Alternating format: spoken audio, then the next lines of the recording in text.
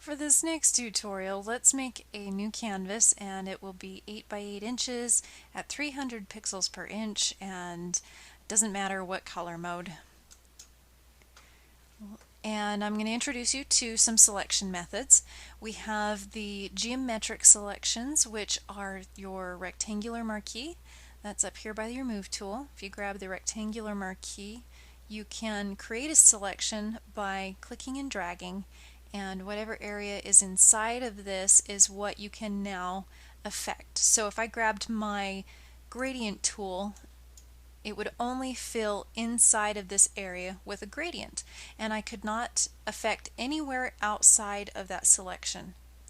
Now obviously I don't want this selection forever, so to get rid of it you deselect. The shortcut for that is Command D, or you can go to the select menu and choose deselect. Let's make a new layer for this next couple. If you create a selection by clicking and dragging, whoops, I had the wrong tool there. Let me grab my Marquee tool. The shortcut for that is M. If you make a selection by clicking and dragging, hold down the Shift, and you'll notice that that made it pop into just a square. So holding down the Shift when you first click and drag will force it to be a square. And after you let go and that selection is all made, you can add to that selection by again holding down Shift. So there are some keys that you do need to know for your selection tools, and Shift is one of them. Shift will add to the selection. So now I can do more than just that one area. To deselect, another way to deselect is to just click somewhere outside of your selection if you're using the rectangular or the elliptical marquee tools.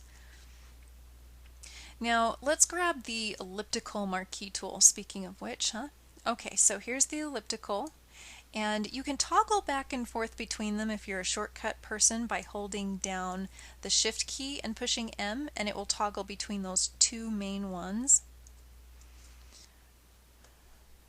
Click and drag, you'll notice that it's the same as the square, and it will move all the way around unless you hold down Shift, which will force it into a circle.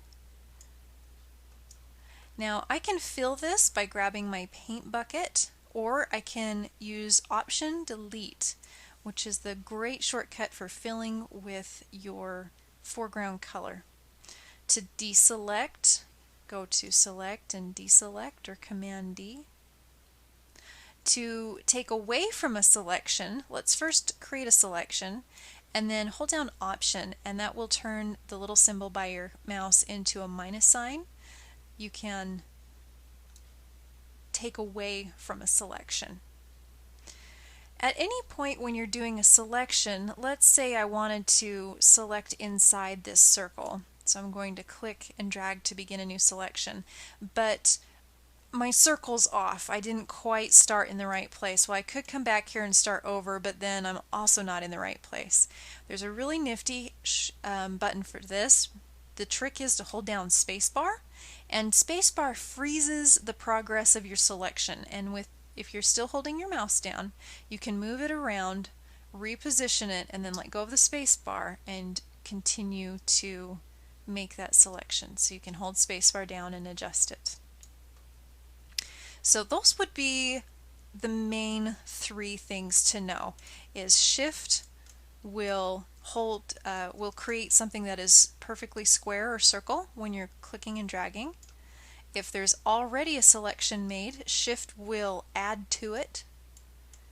And if there's a selection made, holding Option will take away from the selection.